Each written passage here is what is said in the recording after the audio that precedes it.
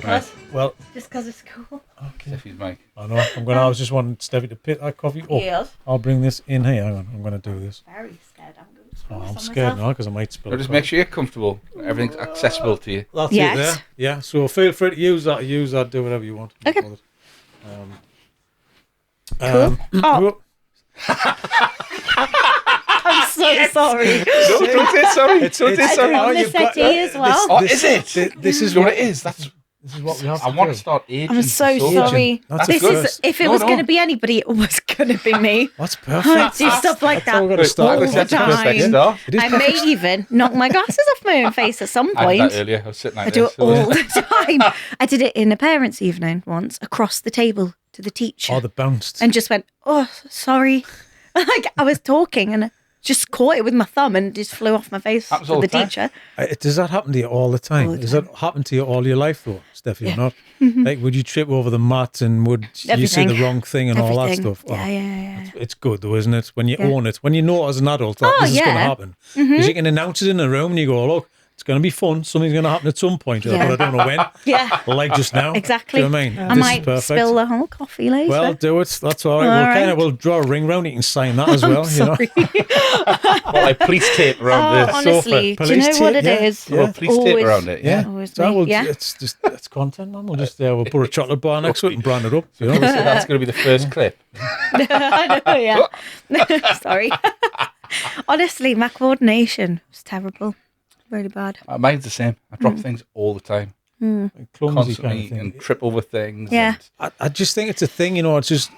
It's like bad luck and things like that. Fully, I think it is a thing. It's just you got to accept that that's going to happen to me in all my life. But you Oh, ever yeah. know, Go with it, you know. right? So I think it's a neurodivergent thing. It is. right. But even last night, I'd made some gravy. Right, I Yeah, was okay. telling you about making a lamb, right? You made So it. Oh, hang on. right, I went in the cupboard, right? There was no granules at all. I was like, right, okay. So I tried to make an ad hoc gravy, but I made it in like a skillet pan, like a flat Right, pan, which juices from. this is my point. I knew it was in my head. I was going, well, it's a stupid idea. You're going to whisk it and it's going to go over the edges straight away. And I whisked it and it went over the edges. And I went, oh, for fuck's sake, man. Because you knew it was Right, going to 'cause happen. I knew it was going to happen. Yeah. And then, because it's like, you know, the sort of, like, it's a square pan with the lines on, like a griddle Yes. pan. Yeah. right? I'll get there. Griddle pan. Griddle pan. Griddle pan. But it's square.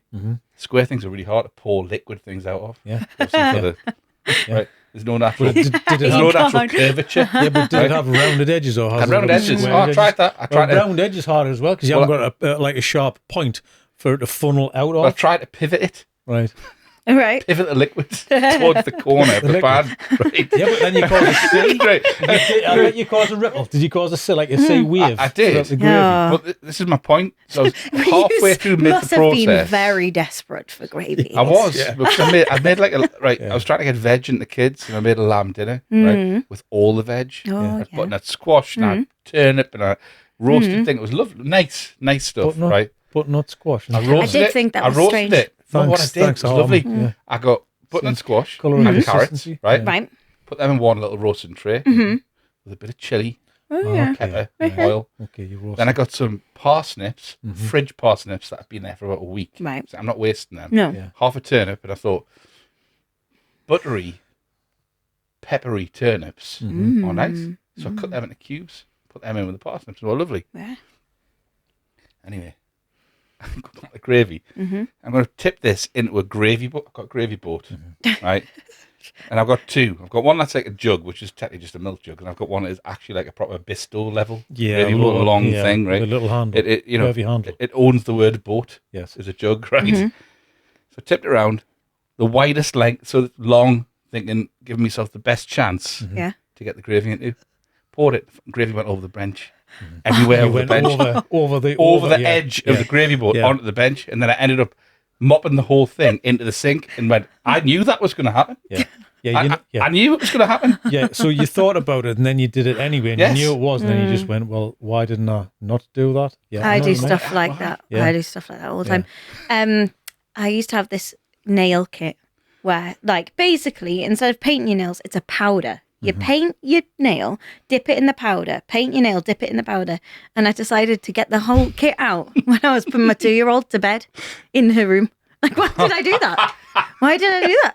I don't know why I did that. And then it spilt everywhere because she knocked it. And it, you know, and then I shouted for Alex and was like, Alex, help. And we were cleaning it up and I said, this is an ADHD moment, isn't it, Alex? And he just went, yes, Steffi, it is. It was, the whole thing was a stupid idea. Why did I do that? I could have just waited till after, but I didn't. It's I just did it then. But you knew, like, I knew, in the back of your mind, you're thinking, this could go pear-shaped. And it went horribly wrong. Yeah, horribly wrong. It's doing the I thing do it all the time. But you've seen it before you do it as well, and you know the consequence because you've been down here before, and then you just went, "Hi, Mr. Bull, here's a china shop. Come in." Do you know what I mean? Didn't you? And it just all went pear-shaped from there. Does your fella understand all of this as well? Yeah. Oh, he's so really, he's on really board. good. He's on board. He's got the stripes. Yeah. So he knows what he's in for. Yeah. Yes. Yeah, Okay. he does. He knows. Yeah. He's very patient. But he doesn't see it that way. He's like, he's really good. Yeah. Mm-hmm. I think it needs that though. You need the opposites, don't you? So obviously, you know, it's one of those things when you first met and he didn't know this about you. How do you go about it? Or is this just part of you and you accepted it straight away? Yeah. Or did you trip over and fall into him or something like that? Is that how you met? Oh, sorry, sir. I'm biting on his knee and that. And this is how we met. Eyes were fixed like that. To be fair, you know, story. I You said could to make a him the story, other day, right? Because he literally, I always joke because he does pretty much all of the washing. I do the cleaning. He does like all the washing. There's a lot. We'll have 4 kids. Like there's a lot of washing. Plus I spill things all the time. But I would say I always joke to like my little girl who's 5 and say, "Oh, because nice to see Alex doing the washing for once because she doesn't know any different." She's like, "Yeah."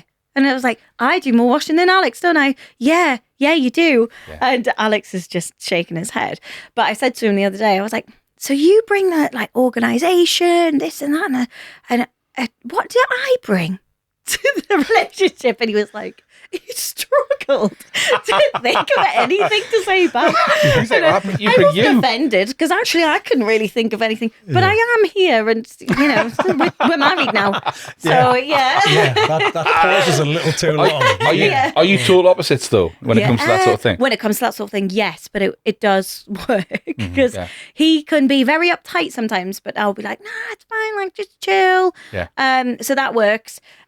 Or if I think 5 minutes is a very long time to leave the house, he's like, "No, you need to go now." So you need to get the 4 children in the car 10 minutes before you need to leave the house, not at the time you need to leave the house. Our house. Yeah. Being there.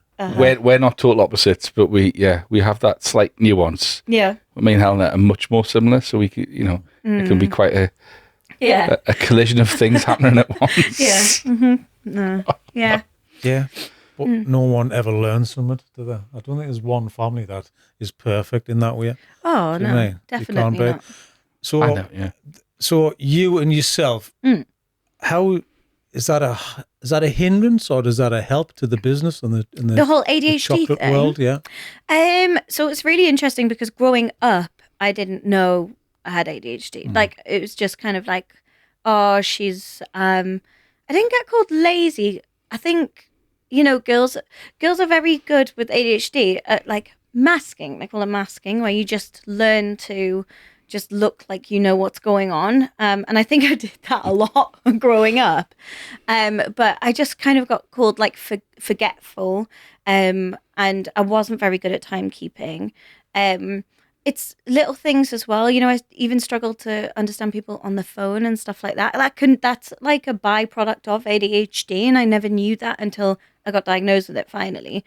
But I always used to wonder, like, why am I like this? Always very eccentric, but at the same time, had little to like no confidence growing up because I just thought I was stupid or couldn't do certain things. So I think growing up, it did hinder me in some way, but I also think everyone has their own story and it leads them down a certain path. And, you know, eventually when I think I was 28 or something like that, and I listened to a snippet of the this audio book because I never read a book in my life, right? And my friends always used to joke, "Oh, it's your ADHD," you know, and things like like whacking the microphone or like spilling the coffee. Yeah. Oh, it's your ADHD, and we used to laugh about it. And then this like suggestion for a book came up on Audible.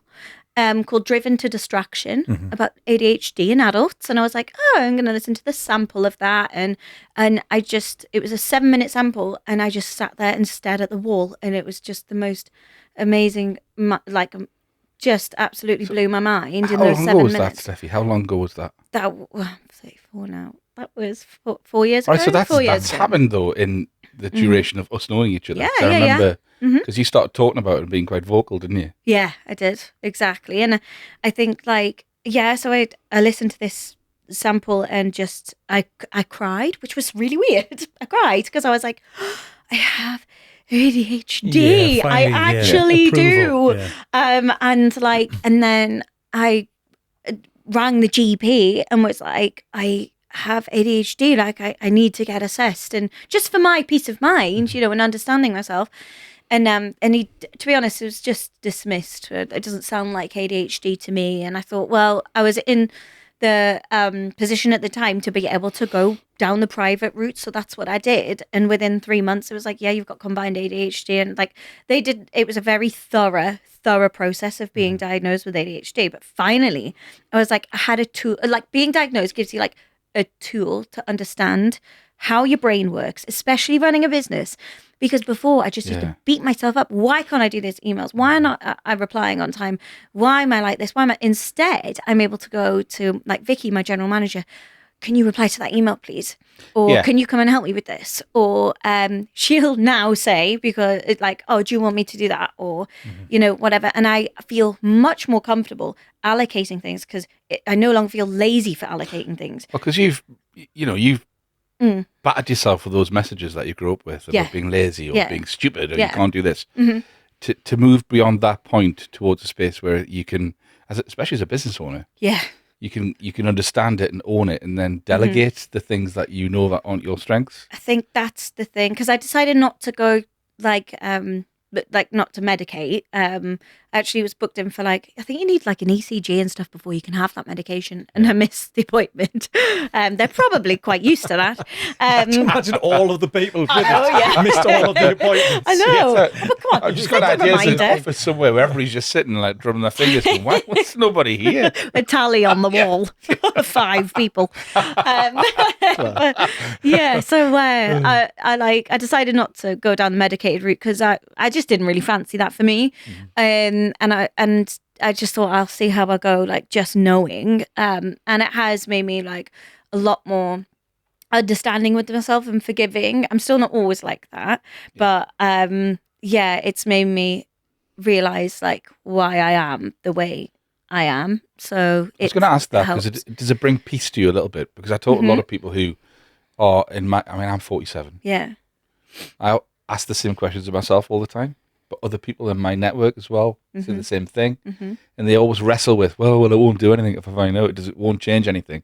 Has it changed a lot? Yeah, massively. I mean, I don't even know where the business would be, or my organizational skills would be now if I hadn't have found out. Because like I said, I'm able to go, oh, like, can you do that? Or you do that? Or I'll make sure like I write that down now before because I know I'll forget. Or Alex is like really, really understanding with me at home as well, you know, so it helps in every aspect. And my daughter, like Faith, who's 9, she's busy undergoing an assessment, and I've said since she was 5, the signs can be when they're so young if you know what to look for. And even with her, she's not diagnosed yet, but I fully think she will be.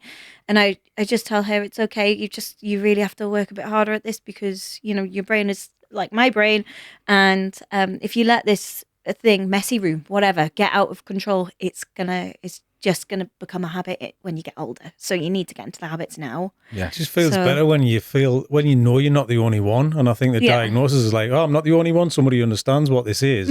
And then you're able to kind of, I don't know, compartmentalize these things and go, oh, that's that. I need help, this, and everybody can be more accepting around you because somebody official said that's what it is. Do you know what I mean? But I think as well, how much of a much better mum you can be in that position. Yeah, because you understand. You think about the multi-generational stuff. Right? We come from generations where people didn't get diagnosed. Oh, you were a hyper kid when you were a kid. That was it. Yeah. But that could be in situations where you have family members that have probably got undiagnosed, like ADHD or autism, but they would still kind of criticize their children for just being a bit naughty or because they don't understand themselves. Yeah. But just the very fact that you understand yourself now, it's just going to enable and empower your kids in a completely different way that you might not have had. Or plus, you can see the patterns and mannerisms as well, so you can kind of just do it because you've got real life experience in it. Yeah, you know what I mean? exactly. And my biggest thing is, to be fair, Faith, I've just like ever since she could walk, I've been like, go on, get yourself in, bye-bye.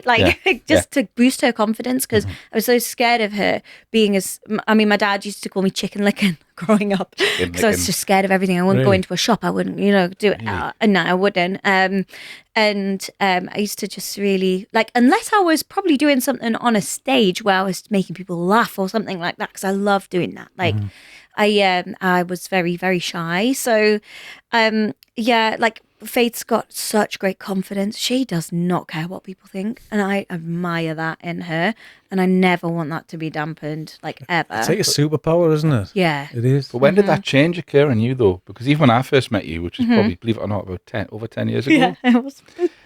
But you were still very seemingly extrovert and outgoing. And was that just very good masking? Yeah, I think so. The thing is, and just even the tiredness that I used to experience even as growing up, and I think it was just the exhaustion of just trying to keep up with the social aspect of being in a crowd and stuff. Sometimes I don't have a social life outside of work really because work is my social limitation. I feel it's when I get home I'm like, oh, quiet time. I'm very much happier in my own company as well. So, but I think that changed. The thing is, starting the Chocolate Smiths really forced me to. There was no one else was going to pick up the phone and ring shops. I had to do that, even if I felt uncomfortable with it. Take me back to that timeline then, because when I met you, you were already operating. You were already in Phoenix, and where did it start? Because I think there's a massive, massive link with your neurodivergence to the type of business that you've built. I think because I can see it. I can see you. It's funny in your business because I did take a step back and I looked at it and I was like, I have built a business which complements my ADHD because I don't know what other employer could put up with me. Because my timekeeping and everything, and also spontaneity of we're going to do this now. The team are very used to me doing that. And I've learned a lot of you can't just do that when you have a team either. So it's taught me patience too. But I think so back in 2013, I used to work for my mum who had a small chocolate shop in Morpeth. And that didn't work out, but I'd already had the conversation with my mum about wanting to start the Chocolate Smiths and wanting to start my own business, and just came up with the name Bazaar Bar and thought that sounded cool and had this Willy Wonka thing in mind and wanted to make great chocolate. I wanted to make really good quality chocolate, but exciting, stuff your face with it. And that was kind of the vision that I had, to kind of create an experience for people who'd tried the chocolate, nostalgic almost. And so after kind of my mum's business didn't work out, in January, I decided, right, I'm just going to start the Chocolate Smiths now. So I had a business partner come on board, Amy, who used to work with me at my mum's shop. So Amy got a full-time job elsewhere, designed the wrappers and things, because that was her thing, design. And, part of the reason Amy and I work so well together. And I said, do you fancy just designing the wrappers and coming on board? And she said, yeah. So I was making the chocolate from home, using a microwave enough to make 30 bars, started selling on Time Out Market, and then literally just started hammering the phone. It's so different now. Social media is so different. Now, if you started the Chocolate Smiths, you'd hop straight onto social media. You probably wouldn't even really think about picking up the phone to shops. You'd probably focus on your website sales. But back then especially, I was just determined to get into loads of different like upmarket department stores, I guess. And I kind of had this vision of the Chocolate Smiths becoming this massive worldwide brand one day, and we're going to be in every shop, across the world. And so go on to start a time off market,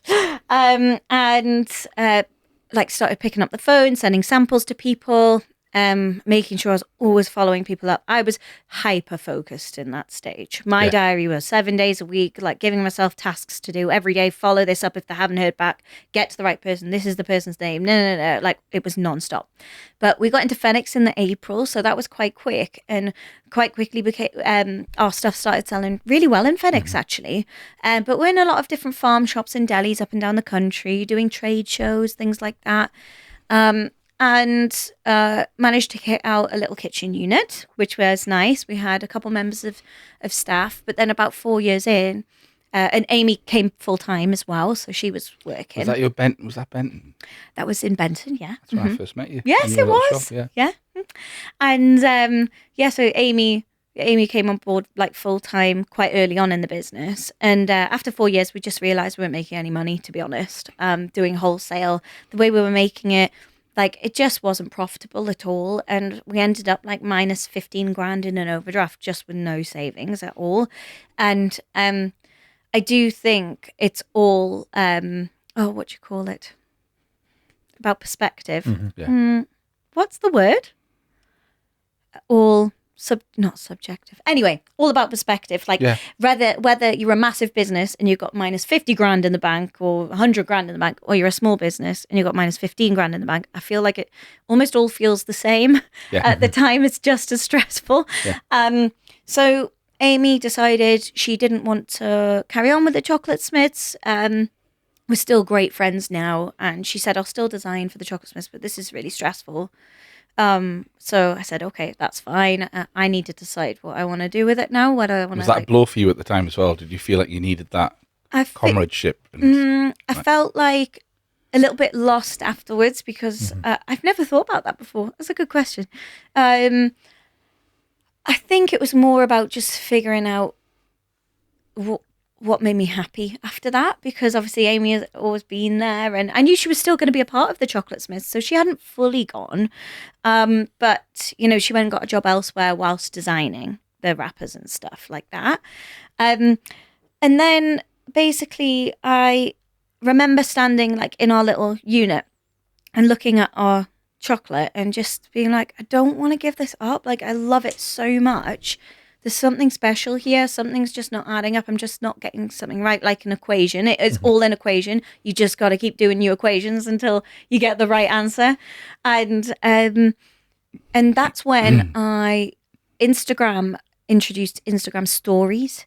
And that's when I started posting on Instagram stories in a different way from what I had seen other people post at the time, because it was very new, Instagram stories. And I was just like, going on, hello, I'm Steffi, this is what we're doing in the kitchen, and this is what I'm having for breakfast, what are you having? Just literally day-to-day life. And then I noticed that people started to interact back, and I started to build relationships, and then online orders started coming in, and I was like, oh, that's cool. And also the thing is with supplying direct to the customer, there's not a 30-day wait for payment or a 60-day wait for payment, which was a big part of the problem before. The cash flow and all that. It was horrible, yeah. And also, really, the margins are so tiny, because obviously they also understandably have to make a profit. But we were just really like, I felt like that guy in, whipping himself on the back. What's that film? The Da Vinci Code. Yeah. That's what I felt like. Like, why am I doing this to myself? Yeah. So I decided I definitely wanted to carry on posting on Instagram, start building relationships from there. The online orders started growing. And naturally, when your online presence starts growing, you get more comments. And a lot of comments were saying, that's a ridiculous price for a chocolate bar. At first, it made me annoyed. And then I thought, where is this comment coming from? lack of education on the topic and the knowledge. So I thought I want to do something that teaches people about handmade chocolate. So, and I knew so many other businesses who handmade wonderful products, foodie products, and I'm a massive foodie. So I saw a food blogger post about these deep dish cookies down south somewhere, and at the time I'd never seen cookies like it, and I was like, oh, I want to do something called the collaboration chocolate bar, where it's all about telling their story. So we take someone else's product, we put it into a mammoth chocolate bar. We tell their story, talk about them. It's not about us. This project is not about us. This is about supporting the people behind the product, because it's easy to just see a product, a faceless thing, and just not even think about how it's being made. So I was like, this is going to educate people while they can enjoy something delicious. So I found Rich from the Cookie Mill, started messaging him online, said, I've got an idea, this collaboration project chocolate bar, and he was all in. He was like, yeah, let's do it. So our online orders were ticking over, we didn't get them every day, but it was enough to kind of keep us going. And then we had this, I think it was a 6-month lead up to the launch. So we had a long time to plan it. And so we got the wrappers done and everything. He sent us the deep dish cookies. We made the samples, and then we had a food blogger hit list that we sent samples to, labeled it top secret, don't post about it. Right. So that led more people to be like, what is this? Yeah. What are they posting about? And then we said, you're allowed to post about it on this date. So they all did. And we were like, I feel like we need to do that again. But yeah, so, and it was, I remember we were releasing these bars, I think it was on a Monday night, and there was 100 bars, I think. And I said to Rich from the Cookie Mill, I think they're going to probably take a few days to sell out. And then it was 20 minutes. And I had never heard them, the Shopify was going ding, ding, ding, ding, ding. And I was crying. I was like, oh my God. Rich, I was messaging Rich and he was like, I'm stood in Sainsbury's. How is it going? And I was like, oh my God, Rich is sold out. And then we did an extra 50 a couple days later, and that was 20 seconds. So it was 20 seconds. Yeah, and we already had the next collaboration planned with the Marshall Loves Mallow, which wasn't until 3 months later. Mm-hmm. But straight away, I was like, set your reminders. The next one is, Yes, I remember Natalie. Oh my God. Don't get a box of it. Well, get a box of her stuff, but you will eat it all in one go. Yeah. Oh, it's so good. Mm-hmm. So, and then from there, we collaborate with 4 businesses 4 times a year to promote that, and that is still going now. So our next collaboration was coming up the next 2 weeks. Ooh, so yeah, that's very exciting. Mad, I can't remember the original question. No, it does not matter. Honestly, I am. You just want a collaboration bar now, don't you? I'm just sitting listening. This is fantastic. It's amazing. It's because there was so many things I was going to ask you along the way, but I don't want to stop you talking because it's this is gold. I love it. Oh, good. It's fantastic. So I'm trying to get to the point of you. No confidence. Now you're picking up the phone, ringing everybody all the time. How does that happen? Because that's the opposite of what you were. But now have you just got that down to a T? Because I think loads of people struggle about putting themselves out there and making the leap. But you have to do the work. You've got to put that effort and time in. And then you've applied that to risking it to send these people these chocolate bars. They could have just opened them and ruined that whole surprise. Yeah, they could have. Yeah. So it's a leap of faith, and it sounds like you've got the leap of faith and you believed in it as well. Yeah, I did. There's probably 3 questions in there. So, it's sort of that. How did you teach yourself how to be confident and make that leap? It's literally practice, and I'm not always confident. You got to fake it. It's part and parcel of running a business, especially one so forward facing. Some people would not be driven enough. Some people would retreat and kind of go, right, I can't do that. But you've obviously got that extra bit of kind of drive. It seems like that sheer I will do this, and then you push yourself and force yourself to do it. Yes. So then that becomes a thing, and then you'll use your drive and your whoever you are and your energy to feed into that, and then that just becomes easy. Did that happen? Yeah, it did. I think like I just think a lot of it is practice. It's horrible at first. Like even when I've done a couple of talks now and I've dreaded every single one.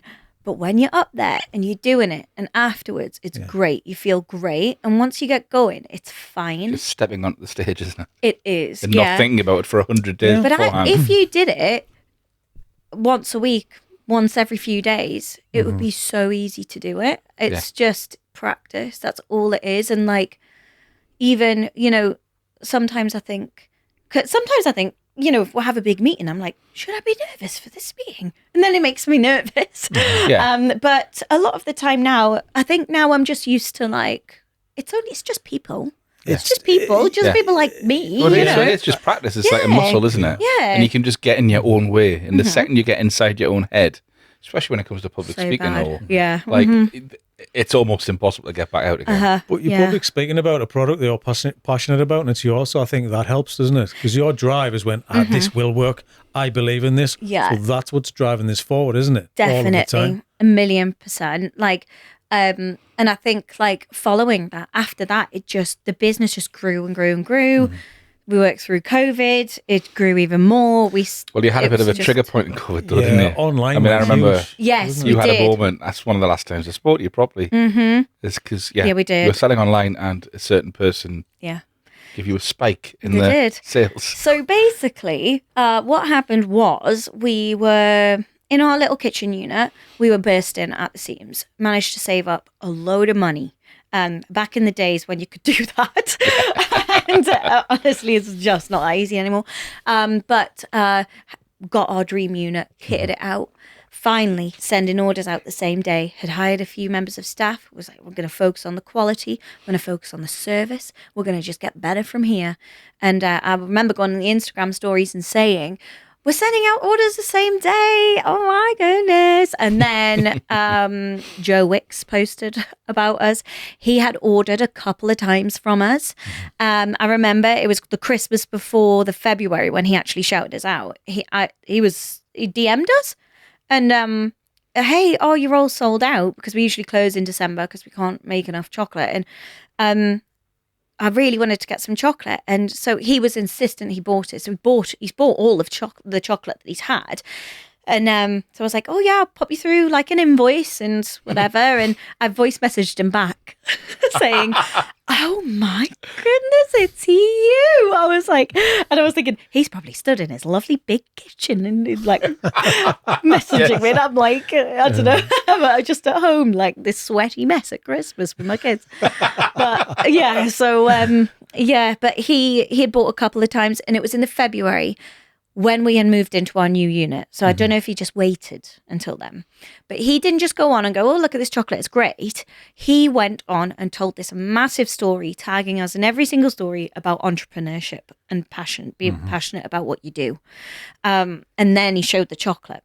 So he had 4 million followers at the time, and we had 52,000. And overnight, we went to 136,000 followers. And there was 14,000 people on the website trying to get chocolate. The most I'd ever had was 1,000. And it was a really weird time. It was amazing. It was absolutely amazing that this thing had happened to us. What do you do with that? But also, how circumstantial was it? Like, because, what was his intention, of wanting to tell that story? And I do wonder if you hadn't have ran out of stock, and he hadn't have left that message about there not being stock for his order, do you think that situation would have happened? No. Or do you think that engagement started at that point? Probably, yeah. I Sliding think doors. Like, Amazing. he seems like quite passionate about people who are passionate about just what they love doing. So I think that's really why he liked the Chocolate Smiths, from what I can tell. But yeah, it was a really, now I can reflect on the time. I was going like 1,000,000 miles an hour during that year, because I also went through like a divorce as well. So I had the kids pretty much like overnight for 6 months, like by myself, it was a couple months after that. So it's like trying to juggle the kids and the business and just everything. It was a really happy time. And that's when actually that year as well I started dating Alex. So that was a good, nice year. But well, yeah, you know what I mean.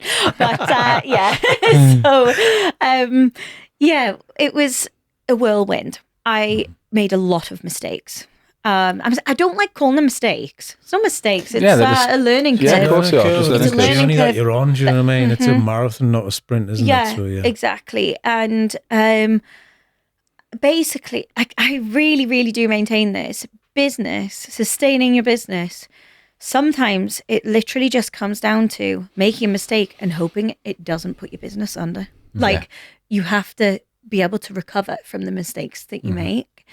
And that's, I think once you accept that, the mistakes that you make seem like you feel like you can overcome them. What sort of mistakes?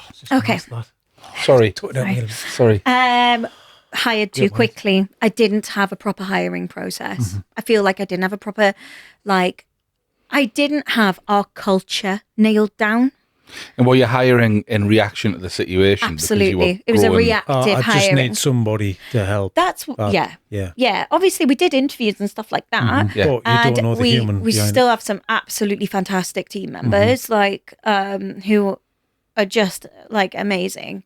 But really, I feel like that was the biggest learning curve for me, was how to build your team. Like, it is not, there's an art to it. There's what is our culture? What values do we hold? What do the people here deserve to work around as well? Because people who come in need to match their work ethic, and their values. And how do I look after people? That's another one. How do I look after people? How do I make people feel valued here? And then comes the wave of how do I better the quality of our product? What needs bettering? How do we better that? It's every aspect. It made me look at every aspect of the business. All the while, you've got quite a niche, authentic product, which is your DNA and your personality is wrapped into. Yeah. So you've got all that added pressure of growing a business and thinking, well, I need to replicate or at least match. I need 5 clones of me. Do you know what I mean? It's hard, isn't it? Because you can't make another you. Well, I but definitely don't want another me. Imagine the work that would get done. No, or wouldn't. There'd be a million find chocolate all of bars you and no sitting in the room emails talking to each other. Yeah. So rewards a product. yeah, honestly, but that year was crazy, and it was an amazing year. We went from turning over at 700 grand to 1.8 million, so the following year, and that was having to close for a week here, close for a week there, still finding our feet, all of this stuff, and then it was the following January, sales became harder, and I was like, oh God, what's happening here? And I kind of went into panic mode. Yeah. And thought it was just so unsustainable. Looking back now, the amount of people on the website, the product we were putting out, it was nice, but God, now it's unrecognizable from what we were selling, what we're making then. Our skills are far from they're up here compared to what they were then. So it happened for a reason. But following that, I got very depressed in my own business. So Do you think it's because you'd just done that fast track very, very quickly, and then it started to flatten out a little bit, and it looked like a cliff edge to you rather than it just flattening out? Because then you see that the expectation is to keep going on that trajectory. It's not sustainable, is it? Really, it has to balance out at some point. Yeah. So how did you handle that then? So it just became something I absolutely hated. It was literally I've never dealt with anxiety before until then, and it was just horrific. I didn't want to come into work. I feel like every sale was just a slog. It was anxiety. It was, we can't take enough money. I had to make redundancies following that, and it was just so it took me a couple of years to come out of that.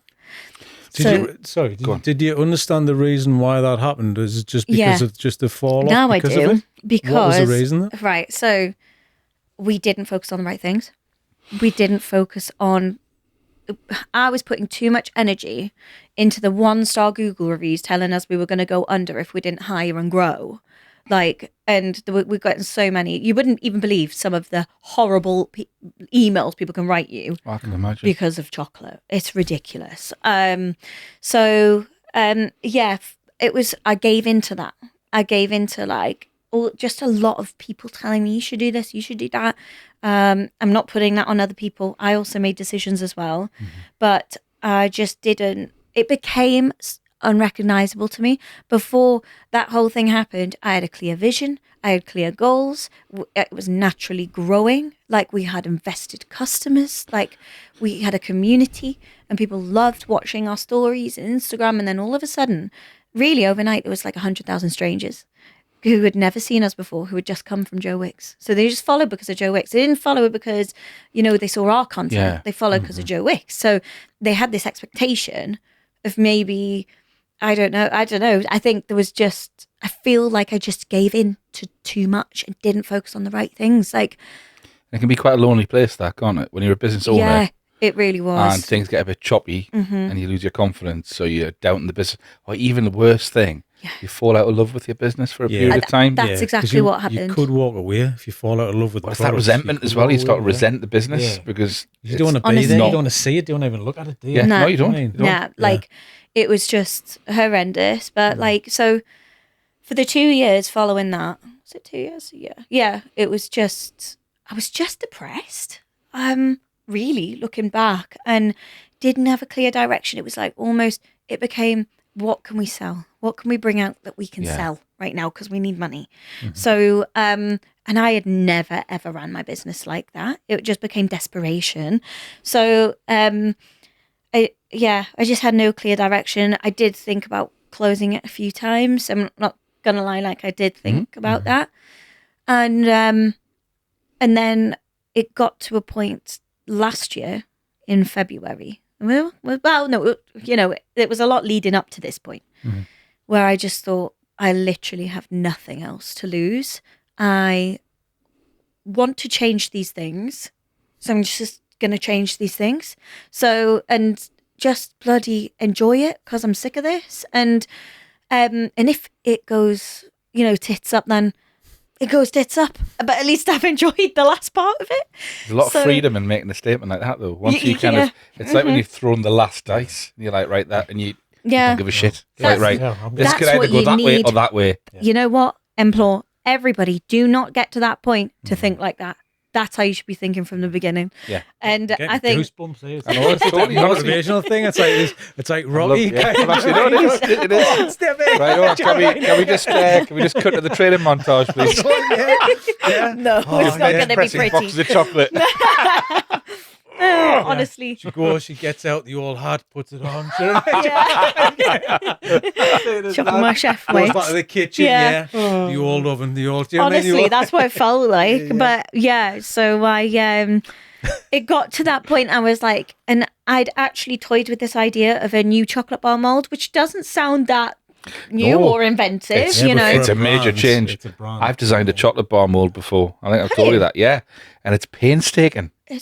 When have you designed? When I used to work at Tradecraft, and I used to do their chocolate range, and I used to have to get all the different bars of chocolate and look at the type of mould we wanted, what shape, what size the squares, how they're going to snap, what is it, where does the brand go? Do we need to have an extra bit over here? And then how much it costs to get the moulds done? Yeah. No, exactly. None of it's cheap. And so I toyed with it for 2 years. We literally have the first sample from pretty much 2 years before that moment. But I just put it to one side because I think a couple of people went, I don't think that's a good idea. Or not that. Just, why would you change it? I don't really care what it looks like. I care about but I know, this is like the ADHD thing we were talking about knowing something's going to go wrong. But when you know something's going to go right, you know it's going to friggin' work. But you just don't do it. Why? It's just the opposite side of the same coin, isn't it? Yeah, exactly. And it was we sell our product through our social media. So what do you see first? You see the product. Like, it needs to look aesthetic. Like it did before, but didn't stand out. Didn't make people stop and go, "What is that?" Like, and also we struggled to fit a lot of filling in the bar molds we had, and I was like, and our filling is the star of the show with the chocolate Smiths, as well as the chocolate. Now I'll talk about that in a minute, but yeah, we had been through a few different samples and toyed with it, and I was just like, we need to get these chocolate bar molds. And at this time as well, I was pregnant with twins.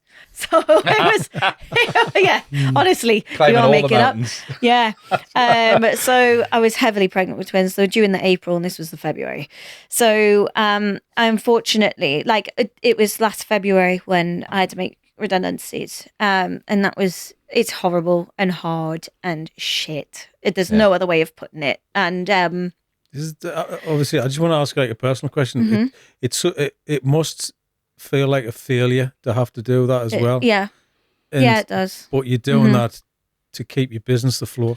It's so hard because when you're looking at the sheets and you're like, for God's sake, like I have to do this and I don't want to do it. That's the moment you've got to take yourself out of that decision, don't you? You think you're operating from the Chocolate Smiths, not from Steffi. Yeah. It's quite hard to detach yourself from those conversations and redundancy conversations where you've got to be the firewall, the partition that protects that. Exactly. Like, it's just, but like, yeah. And also at that point as well, I was like, if this doesn't work, then it's just not going to work. And I remember I've always been very open with my general manager, Vicky. She's like one of my best friends, and she was honestly like a rock through all that time. I was able to talk to her about everything, all the financials, and not once did she ever go anywhere. So she's still at the Chocolate Smiths, and because she loves it there, so it's really nice. But yeah, these chocolate bar molds, I got back in touch with the company who was going to make them and was like, come on, let's go ahead. I took a loan. I think it was a PayPal loan or something to get the molds, and said to Fee, our graphic designer at the time, I want the brand like elevated. I'm thinking more these vibes and those vibes. And she's fantastic, so talented. And so she did all the kind of rebrand. We called it a rebrand. It was more of like an uplift, facelift. And then we launched our new chocolate bar molds in the May. So that was like just like a week after I had the twins, pretty much. But thanks to a good team, it all went ahead and happened.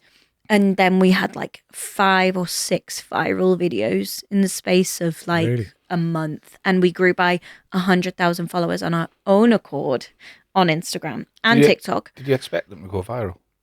It's a common theme, It isn't didn't. it? But like, it's hard when you expect something to go viral. Yeah, I didn't. Yeah.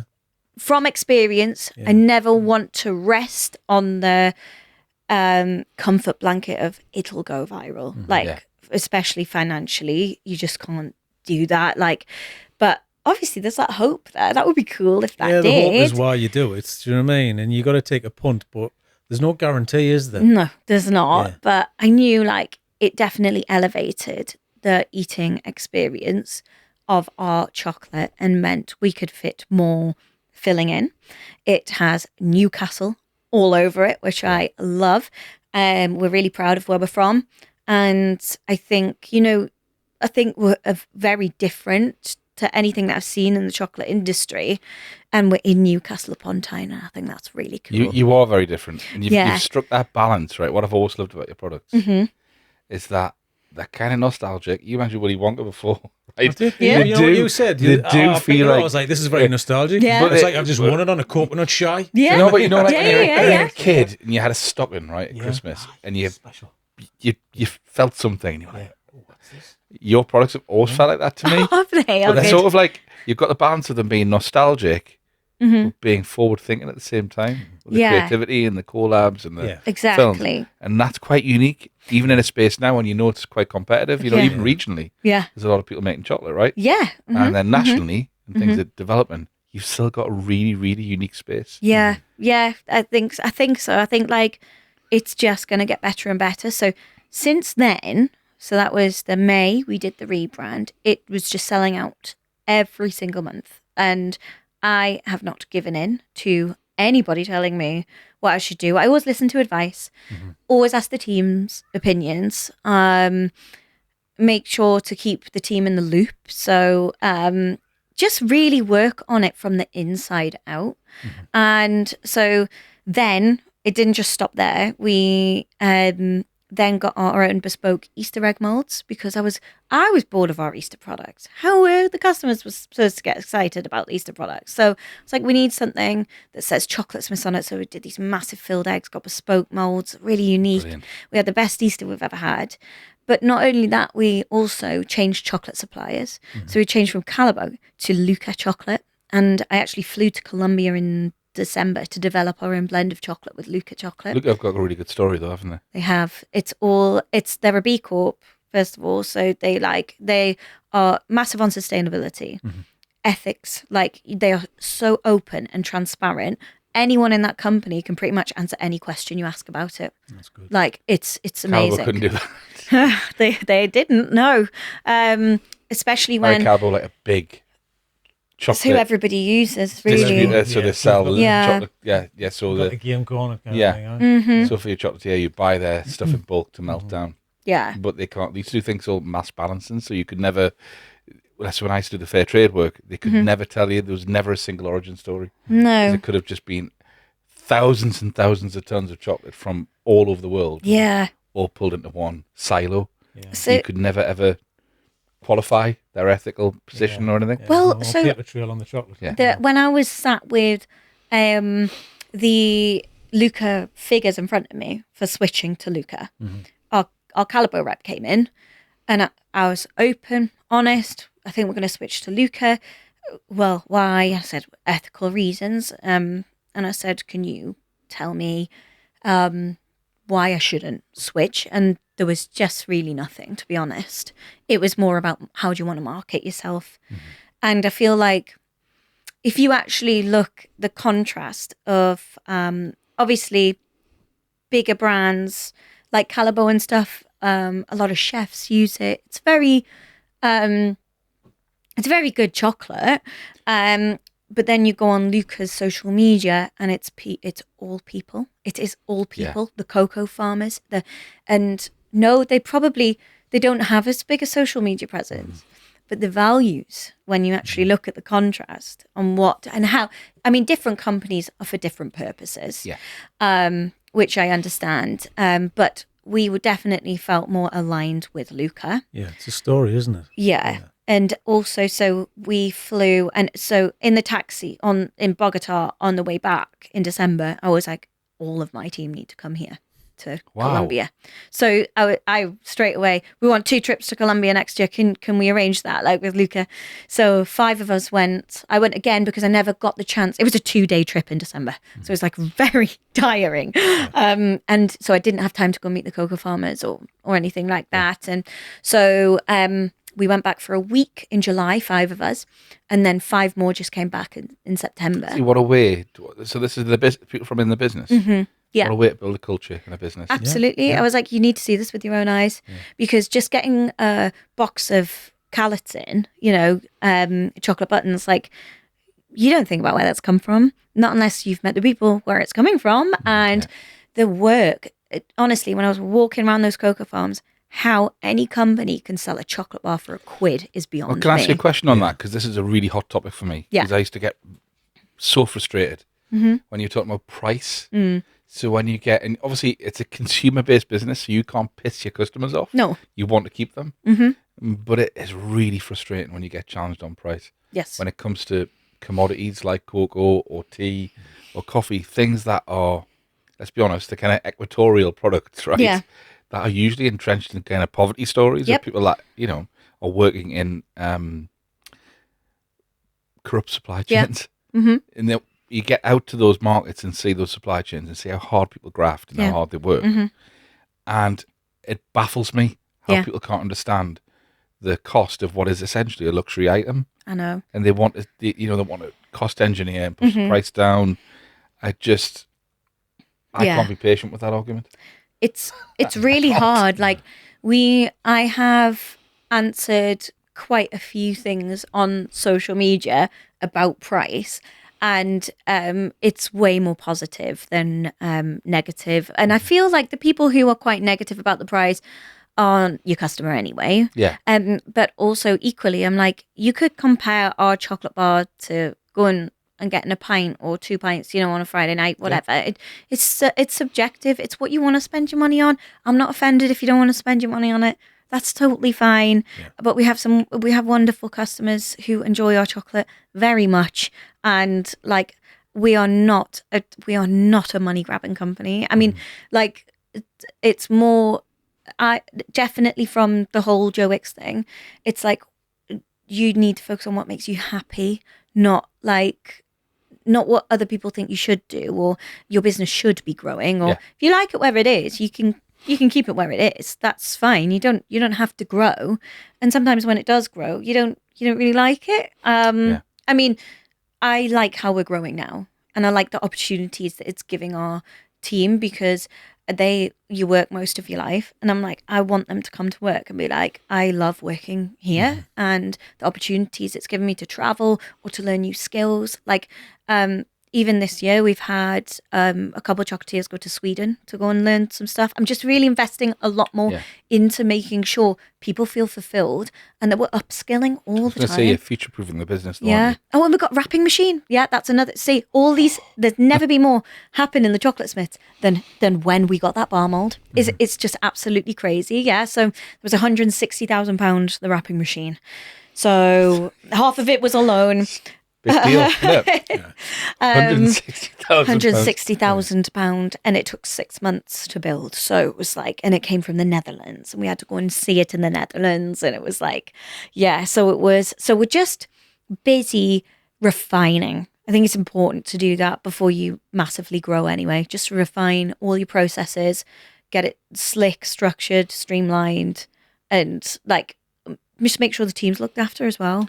Can I ask you a question about your creative process? Yeah, of course you can. Of course you can, yes. Well, because you do really interesting flavour combinations. Yeah. Right? Because we didn't peek in that box earlier. We just brought it straight. No. Right. Yeah. We haven't had a look. I'm just guessing. Right? Just guessing purely. You guess. Got no There's idea. 8 flavours. Right? It could be Bourneville. It's only dark chocolate that was around. But like even your flavour combinations have got personality. Yeah. How do you approach that? Yeah. The sort of product development phase? Is it just you? No. Was it you? It was me before the team. Yeah. But now, I mean, sometimes it'll be me making a sample and I'll go that, but you do it properly because they are fantastic at what they do. They're better at it than me. And that's what they love doing. So, and Nick, for example, has one of our chocolatiers. He's developed like the tiramisu bar, the baklava bar. Michael did Michael's done a few. He did one of the summer bars. Jason's developed a couple. Sophie, our kitchen manager's developed quite a few bars. And then again, there's been ideas come from people who like mostly pack orders or even socials. Like, I think we should do this, and then we try it. And so it's really a collective. This year we started doing something called Breakfast and Brainstorm. And I'm still busy refining that because you just go into the first one a bit blind, where we take the whole team out for breakfast, and like we just recently did a Christmas one, and I should have asked people to wear Christmas jumpers. Out and about. I want to be in that meeting. Yeah, Sounds you like the should. best Yeah, meeting you ever. can. You can. Breakfast and brainstorm. Breakfast and brainstorm. Got to be. Yeah. We just want to live in the factory for a while and find out what's going on. It's incredible. But again, we just thrash out ideas. What can we?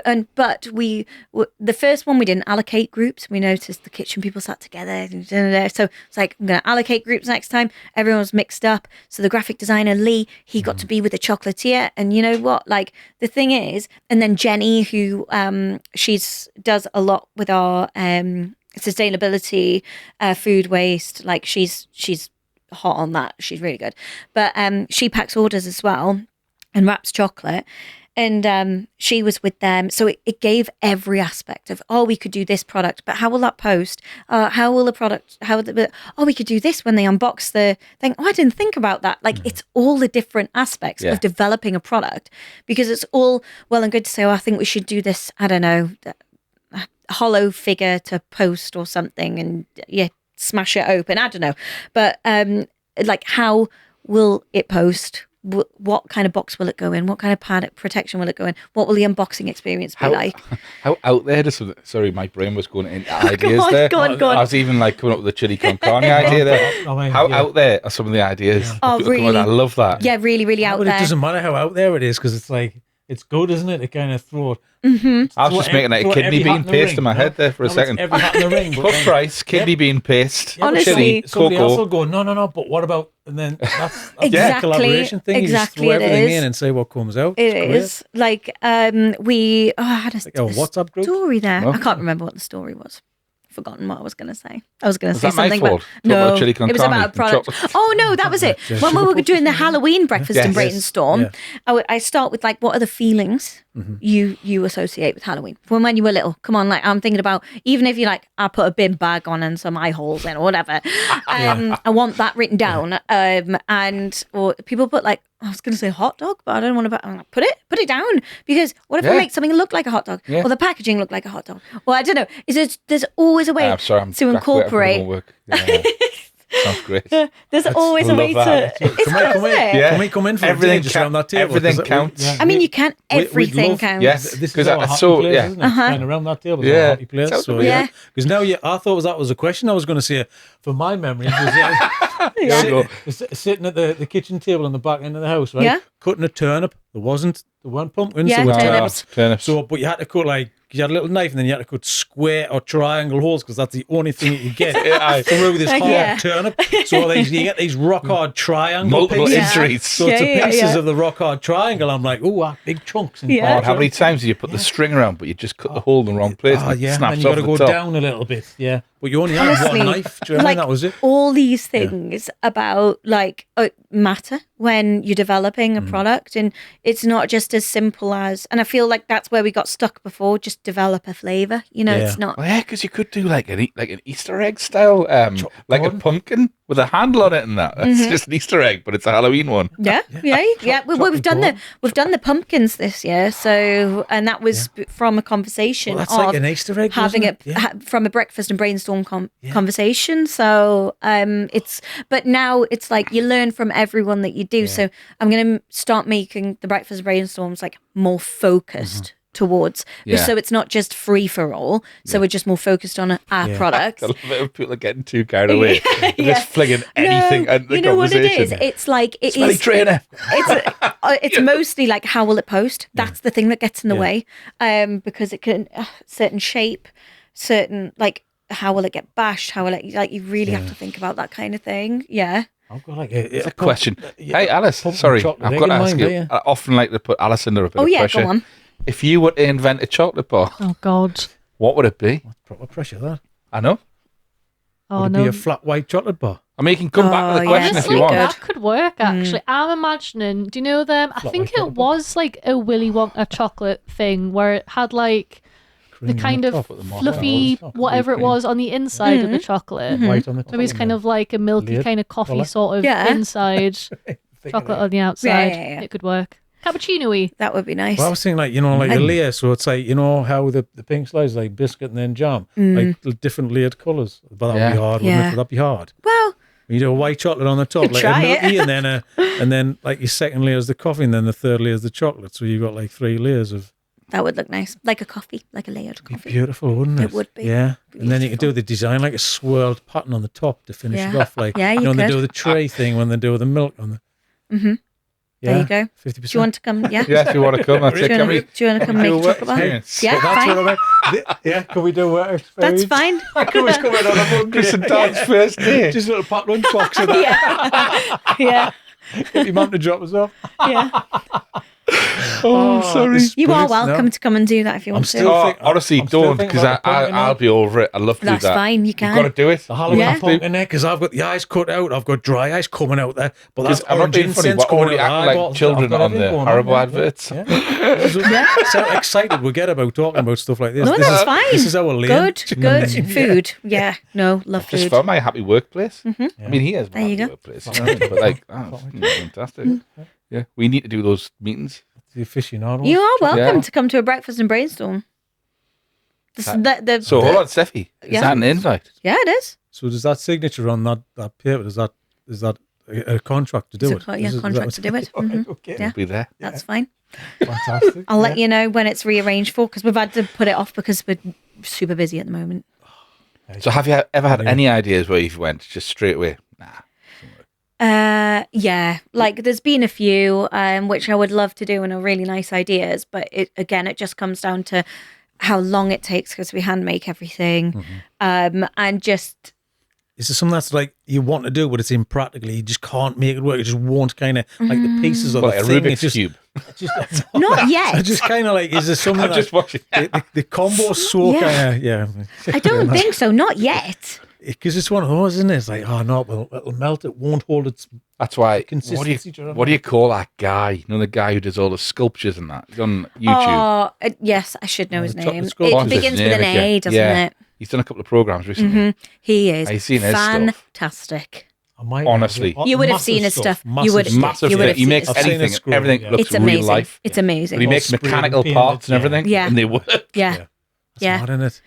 Yeah, we did a collab with Heinz. I don't know if you saw it. It was at Easter, and I made a Heinz Easter egg, and I felt like a really shit version of him. I was like, I made this. It looked like a big bottle of mayo, and like I made a chocolate lid to go on the bottom, and I was like, oh, just like him, just like him. The white coat on that. I know, but no, it was pretty good. We made a mayonnaise filled Easter egg, like a white chocolate ganache with mayonnaise in it, Oh. which was really nice. It's Yeah. really nice. Yeah, it's really good.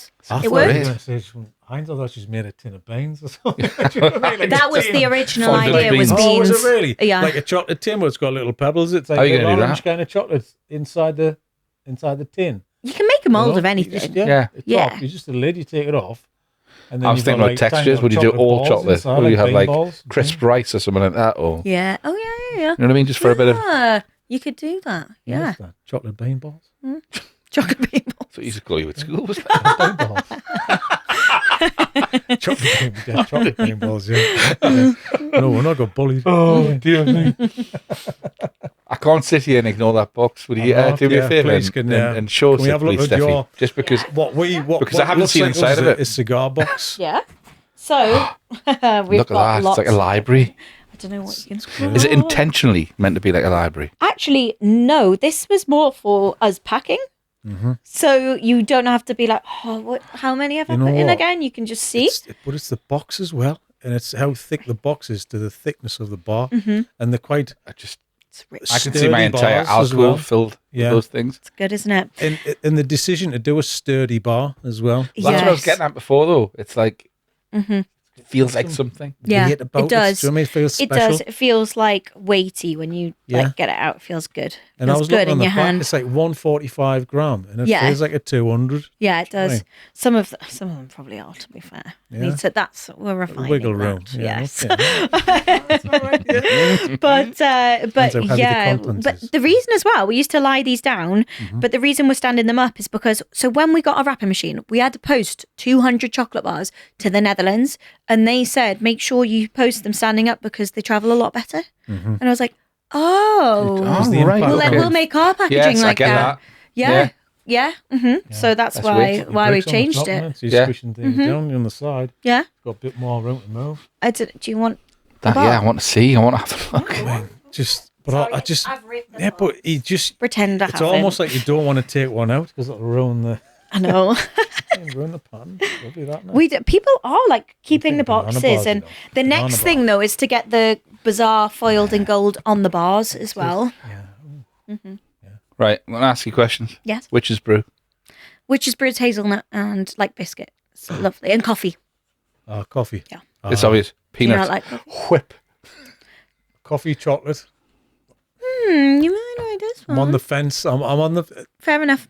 It's a personal. It's got Time Mouth coffee in it. Because it's the only one left that in any box. I'm like, No, fair I'm enough. That, do you know what I mean? Yeah. Whereas a lot of people go like, leave a toffee penny. I'm having the toffee penny. No, I'll I like have a the toffee penny. I yeah. like a toffee penny. Cornflake tart. Oh, Yeah, cornflake tart, golden syrup caramel, raspberry gel. Yeah, it's really good. Crispy cornflakes. So I am going through all of them. I have to. That's 'cause fine. They're so interesting. That's fine. What's this one? a friend of the show. The Geordie Bar. Geordie Oh, bar. yes. There you go. James Dixon. Yes. Yeah. There you go, James Dixon. Look at that. Yeah. Shout These out. are all past guests, James, right? yeah. So we had Laura Pidcock on the show a couple of weeks ago, Mm. and so Laura's was an MP, the Labour Party, Oh, yeah. an activist. Mm-hmm. Her favourite thing was baklava, Ah, there you go was then. a Yeah, there you famous are. thing. Yeah. baklava chocolate bar. Love That's it. one of my favourites. Is it? It's really Why? It's got We're on a this nut one. It's paste supposed- in it, which is like, sweet it's to so say good. the bar. Caramelized hazelnuts, Just change it around. pistachio, and Kid, mate. pecans, nut paste, and then a honey cinnamon caramel. It's really good. Which one took the longest to get right? I can actually sense everybody Let's have getting a a bit look. What have twitchy you got over there there? when we're The talking about pistachio the cannoli. chocolate. Really? Absolutely. You seen that? Pistachio You feel cannoli the is hitting shift so in the well. energy of the room over there when we're talking about the chocolate bars. I just imagine like Yeah.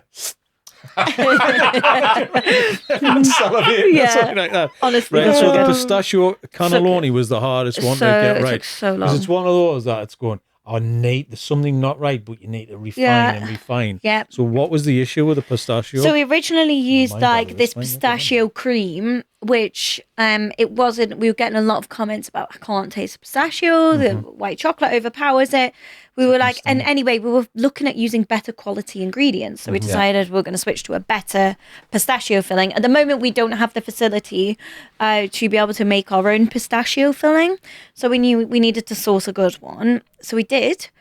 And then it almost so this is what happened. We did a sample.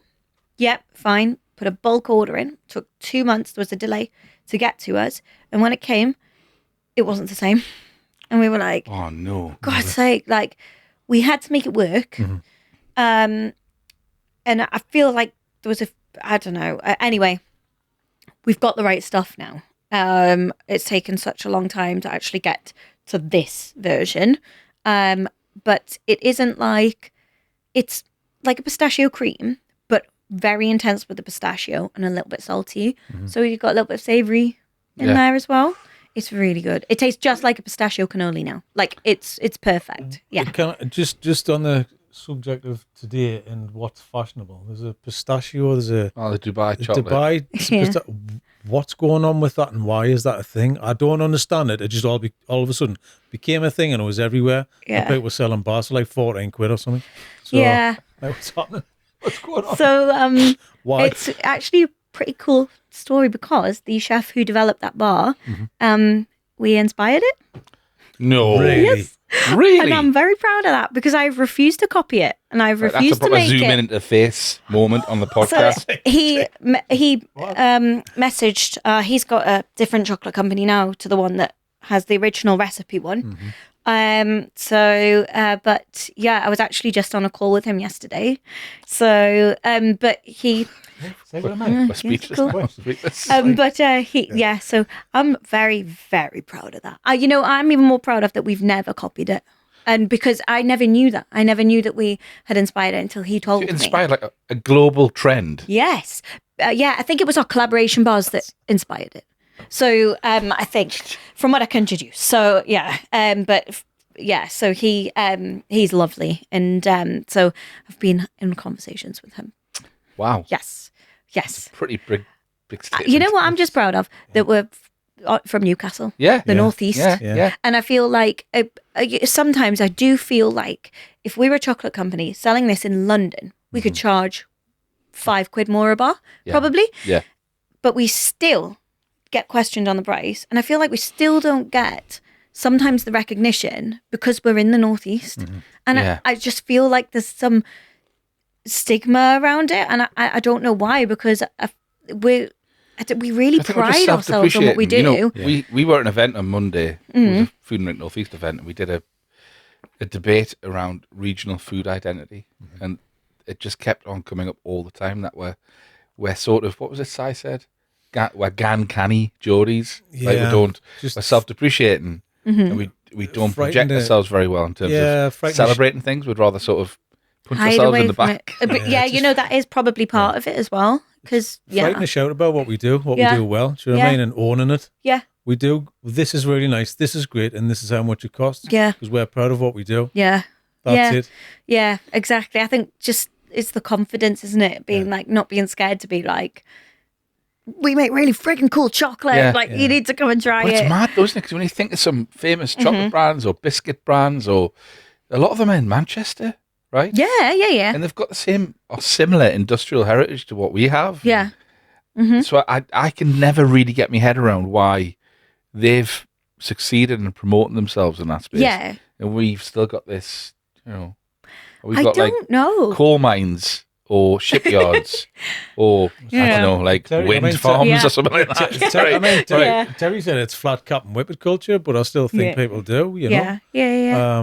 I mean, it might be assuming that I'm like, I can make a statement like that, but that might not actually be the case if we're in London. I don't know that for sure, but like sometimes it is how I feel when I see like sometimes other chocolate brands or whatever who are based in London, and I mean, I never compare us, but sometimes people say, well, who's your competition? So I'm like, sometimes I have a little scout and see what is out there. And also I love chocolate, so I like trying lots of different chocolate.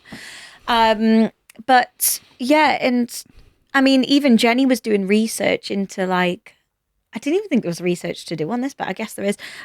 She's very curious and likes to know like why things are, as to why our brand maybe isn't seen as luxury as a brand in London would be.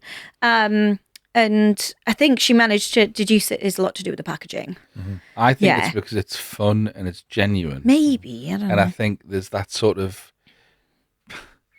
that pretentious fake elegance that some brands try to have around luxury. You know what I mean? Yeah. They sort of make luxury about it being smooth and dark. I do think. Whereas this is like pops out as a fun product. Because we sell our broken chocolate bars because otherwise they're just going in the bin, and I don't want to do that. And I do think we're very public about that.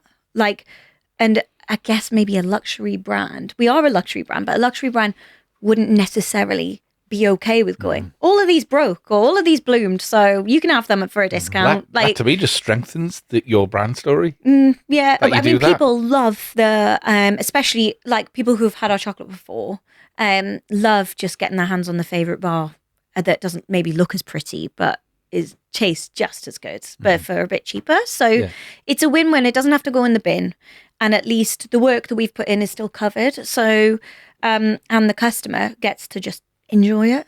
So it's a good thing to do. Can I ask you a really, really unfair question? Okay, go on. If you weren't eating your chocolate, what chocolate would you eat? What's your favourite bar of chocolate away from yours? Right, okay. Go at the menu. Well, you're going to go at the menu, Top are you? three.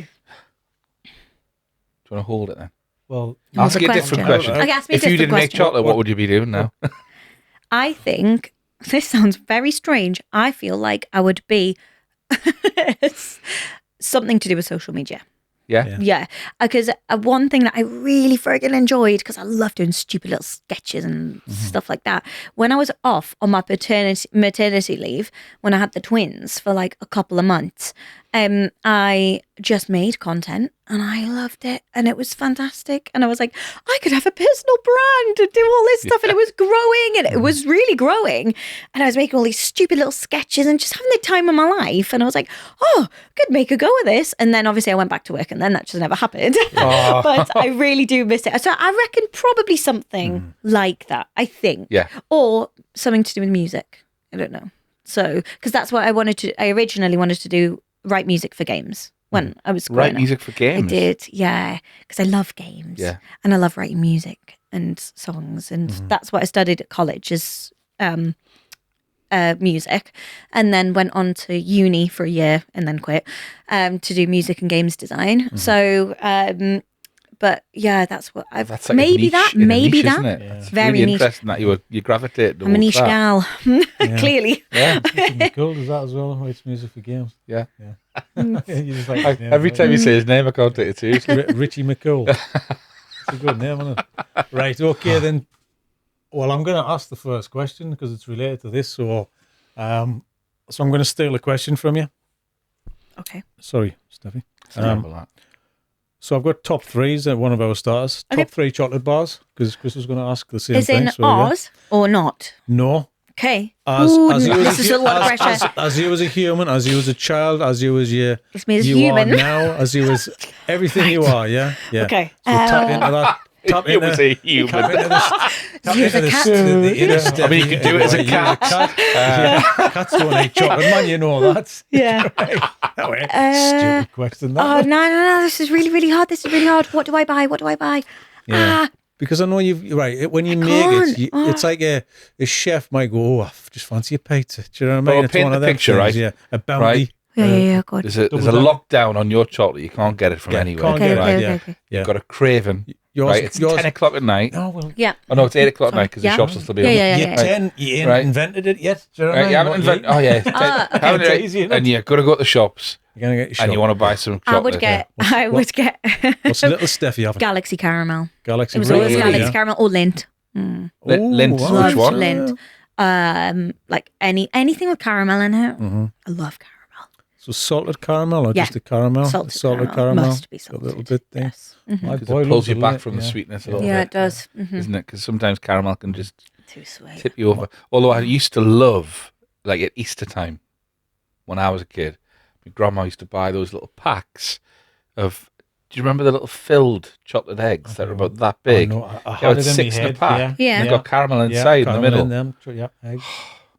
Love them. Oh, gosh. There's one that Absolutely used to used to come out in half, and then there was caramel inside Yeah, each half. yes. Yeah, see. Foil wrapped. Yes. Yes. I was God, the thinking, bygone days. bygone days, yeah. I don't remember that. So you've done 2. What's number 3 after Lint? Oh, probably. Am I allowed to choose something from celebrations? Anything Yeah, you of want? course you yeah. can. The Malteser. Yeah. Oh, What do you right, call all them? right, okay. So it's like You know, yeah, the- They're sort of, Maltesers, they're not yeah. round, are they? They're No. sort of Yeah. like, It's like Them. a bite. yeah. Them. Malteser bite. So Malteser that's, bites. that's probably where the broken bits are So in kind your of house for the Maybe. celebrations, isn't it? I think. So, yeah. are they always lacking in Malteser bites? Yeah. Like, do you kind of plunder the? Yeah. Yeah. There's always a thing, isn't there? In like celebrations, at Quality Street, or what are the ones that get left behind? Look, man, Usually it's a, Bounty. Orange. There was only I like a bounty. I like a bounty I though, love a but bounty. they do get left I love a behind. bounty, yeah. Bounty's I like number dark 1 for chocolate me. bounty as well. Any coconut, because it was like when you were a kid, Quality Street roses celebrations weren't invented. Then, Toffee were they? pennies. So toffee Pennies. definitely. What are I the would prefer the Holy long Triangle ones that are the toffee logs. with the chocolate covered in logs. chocolate? Yes, It was like them fudge as dough, well. wasn't Oh it? yeah. Fudge that Quite long like one, fancy. the green triangles. They were nice. Strawberry Dream. Yeah, Oh, they the were strawberry good. ones. I didn't Strawberry like the went strawberry straight. I and like them. orange, and I didn't like the I like them. no. Always the first thing gone. What strawberry ones? Strawberry Really? one's always the first thing gone. Yeah, yeah. No. It's more of a luxury item. Do you know what I mean? It is. It's the flavoured thing. It is. It's a luxury item. Do you think? And then the blue with the coconut. I always inside, thought do the you know what I mean? opposite. I thought they were like the cheap I mean, ones that they chuck in as fillers. The toffee penny was, usually last, but I would nick a few of them The because chocolate penny was last to eat. Because look, No, that was in the- my house, do you know what I mean? But yeah, but I would eat the toffee pennies because I used to like Highland toffee bars, so it was I like, like kinda- that Oh, yeah. toffee as well. yeah, toffee, nice bit of toffee. Nice bit of toffee. Remember when you used to get Toffee toffee hammer. with a hammer? Yeah, Yeah. used to crack it. Yeah, Mm-hmm. Yeah. I remember it. Yeah, I That looks remember like it would break your teeth. That You used toffee. to chew it and it used to hurt your jaw there. Do you remember? When the it back. when it crunches, Yeah. when your Yeah. jaw Well, I've- crunches. Well, I have mentioned this in the podcast before, but Highland toffee bar as a kid, and 2 teeth were stuck on the top of the Highland toffee bar. Do you know what I mean? So yeah, I wish you framed that. dedicated toffee fan. Eh? Hardcore toffee fan. Teeth don't matter. And I would have still eaten it side on. Right, you side Yeah. on. You pull it and just like it twists to that little peak of toffee. Do you know what I mean? Yeah. Love it. Yeah. All right. Sorry. No, I was it's fine. I was Go I ahead. was going down a hole Oh, do I there. ask Next you a question. You've just question? triggered. Before you go on, right? No. No. If you pick something from there, this was just the thing. Before you go on, I was supposed to Steffi. hand it to you, but I just read it out anyway. Okay, that's fine. I'm just going to ask you a little bit more about the toffee thing. Yes, boss. Do you ever remember eating a Highland toffee outside in the cold? Mm-hmm. And it would it's not very quickly go hard. Yeah. And then stop. But putting chocolate in the fridge, I am a fan. Because it's quite nice, isn't it? You get that, Is that crisp Steffi approved? snap, Steffi approved chocolate in fridge. Absolutely. Yeah, Mm-hmm. Yeah. right. I always eat my chocolate from the fridge. I'm just sorry if that offends anybody. That's a life hack. It's the best. No, it is the best. Mm-hmm. It's just something different as well. Plus, when it's cold and it hits the mouth and you snap, it's Yeah. something more enjoyable and it crumbles a little There bit is. more. Especially when you've got a good filling as well, because the filling's a nice contrast to the Exactly. bite of the chocolate. Yeah. Yeah, it's good. I do remember as a kid, I used to put Mars bar in the fridge. I used to cut it into slices. That must have been put it in the freezer. chewy. Yes. In the freezer. Yeah. Slices, freezer, Slices. I remember slicing chewy up bites. slicing up a Mars bar. Yeah. Yeah. Quite nice. You heard me joke earlier on. What? Like life's a marathon. Mars ice creams, though, and Snickers ice creams are really good. It's a chocolate bar. It's like a marathon. What? Which ones? Mars ice creams and Snickers ice creams. Snickers ice cream. Snickers ice creams. So Yeah. good. So good. Quite hard. I've just done ice creams now. just done No, it. I've just swallowed. Yeah, sorry.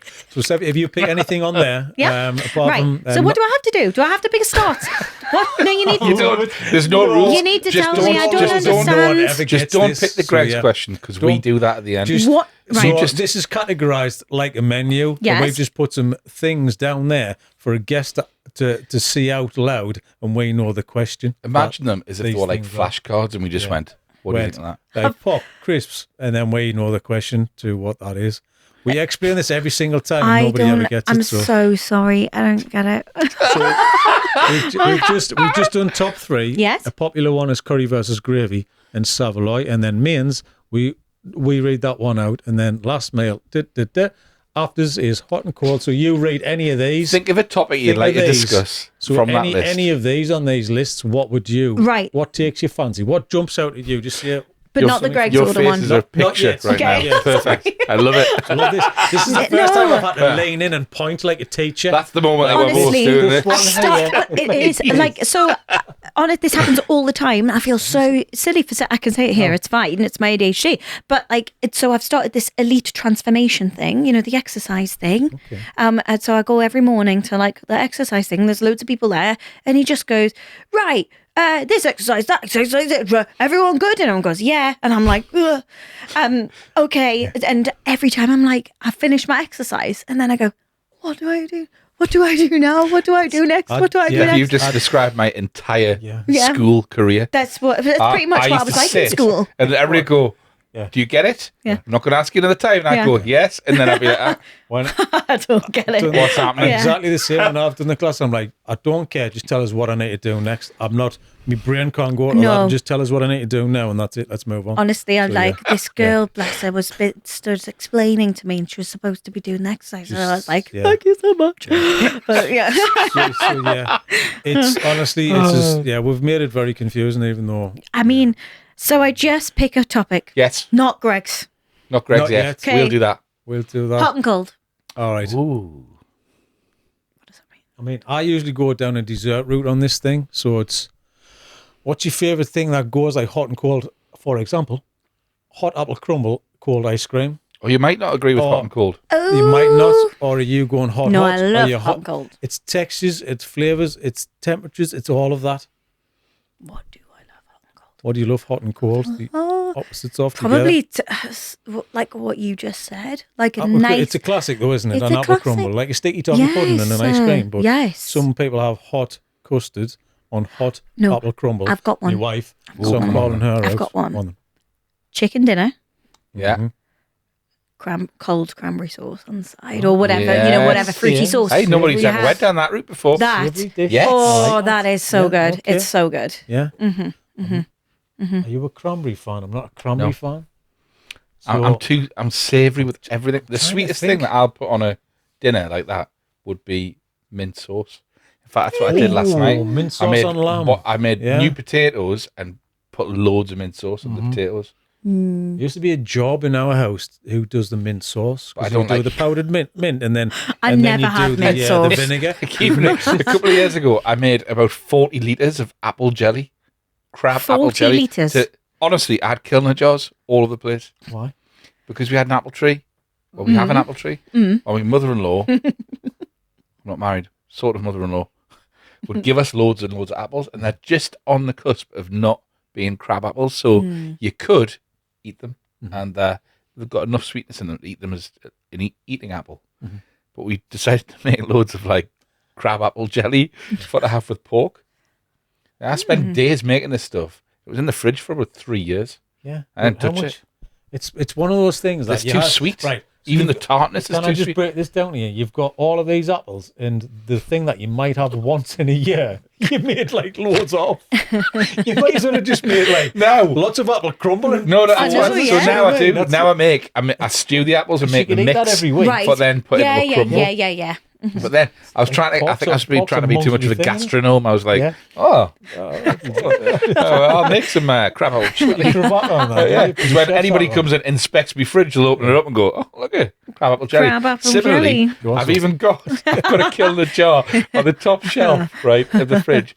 We've been in this house for 4 years, Yeah. right? And I was working with the YMCA had a mushroom project, Yeah. right? Where they were making oyster mushrooms, and they gave me a big bag of mushrooms, and I made Thai style pickled mushrooms that make me gep every time I look at them. I look at them and I go, I can't because but they smell amazing, Yeah. and they're still Still there. It's like a Frankenstein's cupboard, right? Is it sitting next to the apple jelly? Top shelf. It's sitting next to right the whole top shelf. We've become right. It's an in joke in the family, right? Yeah. That we're like the house of condiments that can't match anything. So you open the fridge door and the whole top shelf is pickled mushrooms, right? crab And apple I'll jelly. make some like sauerkraut. There'll be pickled something else. Nobody You else. know, a pickled frog or something like that, bobbing around on the top. You know, Yeah. and it just sits there for the day that somebody looks at it and goes, "Are they pickled mushrooms?" Oh, yeah. Are you interested? Oh, I'll have some of them. Great. You come to my house and you've got pickled mushrooms. Pickle mushrooms. I've never, ever even dipped my finger in the thing. 4-year-old What are you pickled going to do mushrooms. with them? I'm They going to can't- let them sit there. Yeah, but they can't just until stay like there. somebody has to clear my house For out. how and I'm many like years? 90. What's that? What's he got in the fridge? I've been there for 50 years, them, and they're still lasting. You know, when you sell a house and then like someone's like going through the loft and that. Yeah. Like these You should leave them. new homeowners are going to find these Yeah. jars. It's like the equivalent of baking bread when I'm trying to sell the house. I just get me jarred mushrooms out and Yeah. open the lid. How not to sell Let a the house. smell Come on in, everyone. Yeah, come on. Yeah, it's oyster mushrooms that I've been pickling for 4 years. That's how you get the kids out of the house. You just put one of them, open the jar in the No, corner you of the can't room. get and that in then the chocolate bar. No. Oh, my No, word. thank you. That's rotten. No. that. What was the question anyway? Uh, Oh, No, hot cold. No, you did the jelly, the apple Hot and jelly cold, thing. yeah. Oh, sorry, the cranberry. The cranberry. cranberry? Cranberry Cranberry's with a great chicken. answer. Cranberry's Yeah, usually it's turkey, really innit, good. but Well, I don't have or it's usuals. just adjacent. any So, fruity thing that you have with it, like whatever, like it's got to be cold. It's really nice. Really nice. Duck orange. Nah, no chance. I don't like duck. I'm not going. I like It's- duck, but I it's- don't like it's the thing, duck innit? à l'orange. All orange, yeah. À l'orange. Oh, fancy. Fancy, Yeah. yeah. Yeah. Okay. Happy? Was that a good one? It was It's a very no, good that was all one. Good, yeah. Maybe a little bit too good because you've caught us out You've because caught we us have out, never no. ever had a Rabbit savoury warren. There answer. you go. No, there's no savoury answers. Oh. It's usually because you know, our examples are only desserts. What you did say there though Which is troubles done. me Oh, well. What? when you said because you usually have that with that. That happens in my house. I don't like the rule. They usually. I Well, I like don't. putting gravy and Like, I curry don't on like chips having at the like same apple time. sauce with pork. You lunatic. I'll just put mustard on. I Ah, have fair. whole grain mustard. Yeah. And people go, "Oh, but you have that with beef," and I'm like, "There isn't any no. have you. No, there's I no don't have rules. you." For me, the example was usually, for me, it's usually. I'll do let you you. know what I We'll mean? So, discuss it after the all right, podcast. okay, I feel a but bit like I'm not a usually person. No, I was saying to my wife the other day, like, you know, you used to invent something because there's no dessert. When you were a kid, there's no sweet thing left in the house. So you used to kind of make something up. got this vision right. You'd like go. I would go in the cupboard. There's always a jar of treacle. Like Yeah, golden yeah, syrup. yeah. Get your spoon in the treacle. Go and get a biscuit. Do you know what I mean? Just Yeah. kind of making you're making things up. Well, that's good. I've That's eaten it. reassuring Yeah. because I've just had this vision, right? Swiss roll before. Man. If you one day invite me to your house for like Sunday lunch or something, And Sarah opens the door and she said, "What? Yeah, what's that?" Oh, to be condiments trolley. Yeah. Because like if I came here, Dan would only give me the one condiment that went with the thing. So I've brought me own condiment so I could put anything with it. We would all go on a day trip to your house because it's the house of condiments, isn't it? Like a museum visit. Day trip. It's like a museum visit. Specimens. And this is where he used to keep the jars. Like, got a hidden wall, like twist a brick like that. And it's like, comes out. You pickled things, right? Sorry, yes, sorry. No, Right, it's fine. we're back in the room It's now. fine. Right, It's we're fine. back. Yeah. Big question. What's your Greg's order? Depends on my mood. Ooh, come on then. Which moods? What mood today? Right. Today's mood would be a chicken bake. Mm-hmm. Nice. That would be today's mood. Or I am always up for a sausage and bean pasty. Yeah. Okay. So does that transcend all moods? Do you love that? Yes, it does. Yeah. That's Is it, if you're not in one mood or the other, That's there's what a I'm getting. default. Yes, Yeah. default to Sausage that. and bean, yeah? Yeah, sausage and bean. Okay. Why? What is your Greg's order? Ooh. Well, back in the day, corned beef and a sausage roll. Corned beef, man. Yeah. That's also It is. on my hit It list. It's a classic. It is a you know, classic. I but love it's not corned a beef. bake, it's a pasty Yeah. because we were raised in the pasty Can I era. just say, I want to collaborate with Greg's. I want to do a chocolate bar pasty. Say that then. Go on to the camera. Greg's, Greg, come on. Greg's. I want to do a Just chocolate listen. bar pasty. We are the Chocolate Smiths. Come and see us. Actually, Well, I'll come and see you. Say it. I don't mind. I'm going to say, what, are you going to go here? I'm going to go here. What about the yeah. Right. So quite recently we had Frankie Francis, who's from Frankie and the Heartstrings, Hi, and he Frankie. works at Sun and Music City. And this is as close to viral as a clip that we've had, Yeah. where he tells a story about going into a Greg's in Sunderland City Centre, and the Java kid asked for a chocolate pasty because he doesn't want to say pan of chocolate. Oh, yeah. I think I might have seen this clip. You might have seen that. Yeah. It's sort of it's kind of Nearly on a million at the minute. It's nearly up to 1 million on that. But yeah, it's become a thing, and Yeah. then they put a poll out. Should we rename it? Well, Do you know what I mean? So Greg's just they kicked this should off. just reinvent. You should reinvent it Just go and see and you. do a collaboration with the Chocolate Smiths, because that would be really cool. Just stare at the camera. Not going to say anything else. Yeah. Just needs to happen. I mean, come on. All right. The poll is still live, right? And the You know people what I mean? have spoken, Yeah. right? Yeah. They want it to be called a chocolate pasty. I think that's Fantastic. quite a good name. Better than a pan of chocolate. Chocolate pasty. Chocolate yeah. pasty. Yeah. Yeah. Yeah. Especially for here. Yeah, Yeah. definitely. Yeah. Right, well, I want to see that collaboration happen. Yeah. Me chocolate too. bar, We make some chocolate pasty. connections. Yeah. Yeah. I'm thinking about chocolate bars now. My mind's off. What? Linked to Inventing pasties things now. Oh, inventing chocolate everything bars. we've just said. Do you know what I mean? Yeah, let's have a invention session. Invention session. Breakfast and brainstorm. Yeah, can you do a chocolate Gordon for us, please? That's Gordon. Yeah. Go on the the table. bench. Yeah. What is He's it? beautiful, but you could see him in chocolate, couldn't you? Like bark, like Oh, right. chocolate. Yeah. Just that shape, Yeah. that little curve Yeah. at the front with the little legs coming down, Yeah. like a little Christmas gift. He's an elegant beast, Yes. I like it. It's nice. right, Yeah. Steffi? Thank Thank you very much. Thank you. No, thanks for having me. It's been really nice. Thank you so No, much. brilliant. Thank you. Thanks.